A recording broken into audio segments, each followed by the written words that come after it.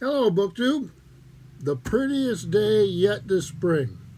Actually, what do we got for temperature? It's 66 degrees right now Fahrenheit, and it's going to hit 70.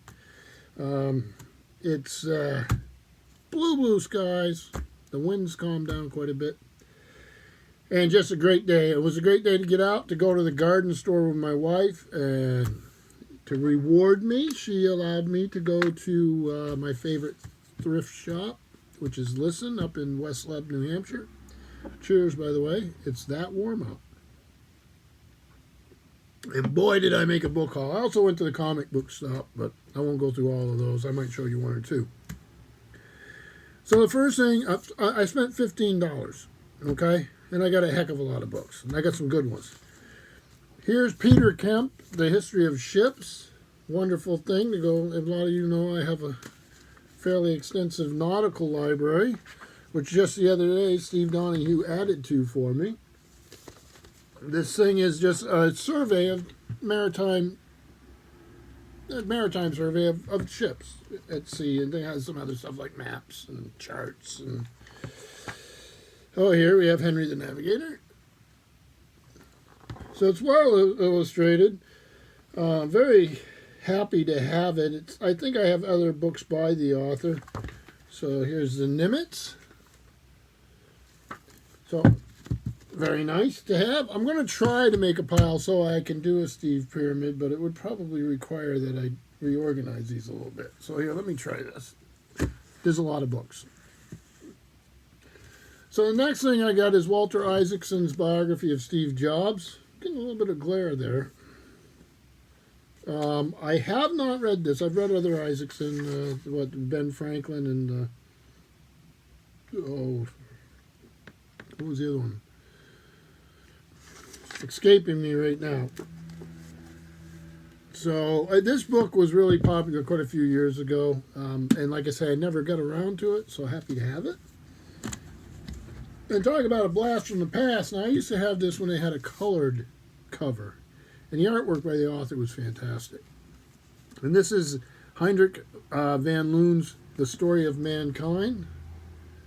It's got a little Newbery medal there for, good Lord, contributions to American literature. So in the original, some of this would have been done with color. I remember a lot of yellows and reds. His artwork was really, really easy to pull out of a lineup, if you know what I mean. And then I got, well, let's just go in order here. China Miéville, who I read his Perdido Street Station. Absolutely loved it. That was a buddy read with quite a few booktubers. So now I see his stuff, I grab it. I have not read this. This is The Last Days of New Paris. A thriller of a war that never was, of survival in an impossible city, a surreal cataclysm. In The Last Days of New Paris, China Miéville entwines true historical events and people with his daring, uniquely imaginative brand of fiction, reconfiguring history and art into something new. It's really an interesting writer. This is from Del Rey out of New York, and this is the first edition of 2016. Like I say, I haven't read it. To be honest with you, I didn't even know it was out there. Then this one looked really neat. Mud and Stars, travels in Russia with Pushkin, Tolstoy, and other geniuses of the Golden Age. A quick look through this. This is by Sarah Wheeler. So it's a travel book. Pantheon Books out of New York. And it was 2019. Obviously, it would be quite a different experience now. But it does look like an interesting read. I think she says she avoids the big cities and really hits where the writers lived and all that. Already getting a pretty good pile here. Then I got a couple of these books for my son. He's a teenager, and he's right now he's doing a big paper on the Civil War. He's really getting interested in military history, so I got him these Smithsonian volumes. This is Collins' Atlas of World War II. You have John Keegan, well-known name. And these are the sort of things that when he's doing papers or for school and stuff that I think would be really, really helpful for him. So these will not go into my shelves. And then the one that goes with it is a more general Atlas of Military History, and that one doesn't say John Keegan.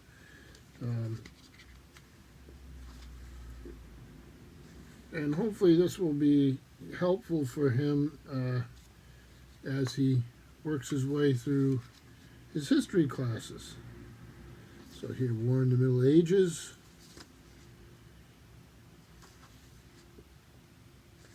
I always found these kind of books fun myself, so hopefully he will.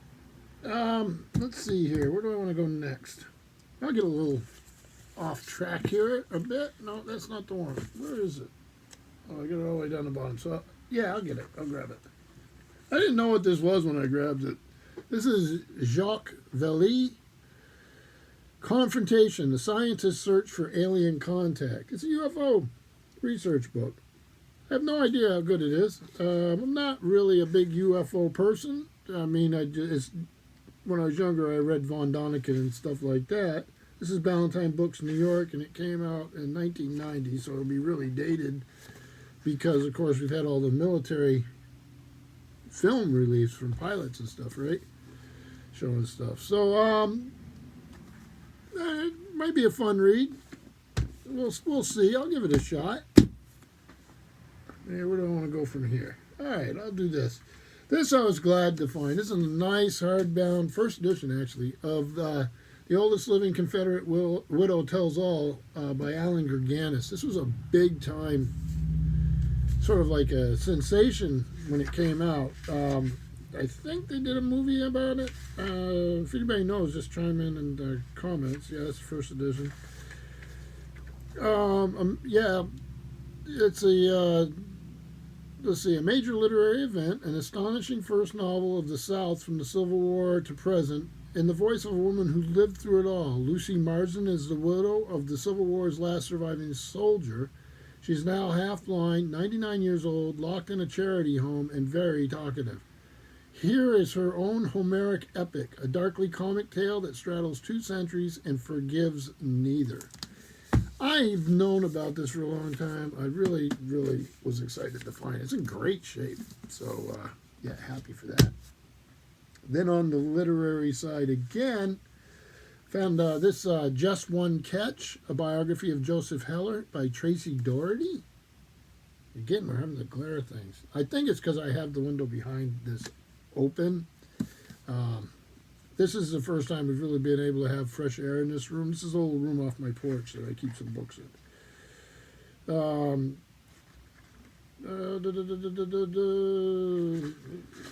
yeah, we have a biography of Heller, and has the requisite photos. Glad to have this. The only thing I've ever read by him is Catch-22, which was a long time ago. This is Brio, 4 Russians called the Budapest String Quartet. I like these sort of classical music history. Someone had done a lot of work with this one, however, because it's loaded with notes for school. So somebody must have done a project, which is nice. And then, of course, images there. So it has a blurb by Joska Heifetz. And who else? That's about it, huh? When did this come out? Oxford University Press, 1993. By Nat Brandt. So, yeah, this should be fun. You have some of the albums. And this one here is another one I haven't read but was thrilled to find. It is an author I have read, a novelist. And this is Mordecai Rickler, and this is Solomon Gursky was here. Sort of a, if I'm understanding right, there's a biographer following this really eccentric family, I believe, as like Mordecai Rickler, they're in Canada, probably Montreal, and it's just some sort of secrets going on and all that. Sort of one of those multi-generational novels through the eye of somebody who's a biographer. And Mordecai Rickler was a heck of a writer. If anybody's read that, chime in too. I'd be interested to hear what you thought. And then this, in Boston, there was a huge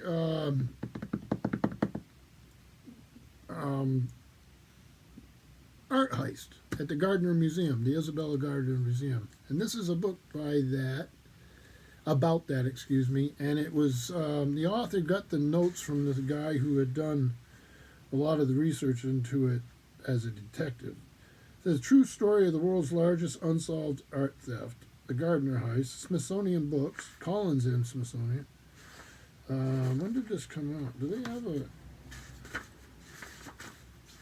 This is 2009. You got a picture of the art detective right there. Quite an interesting fellow.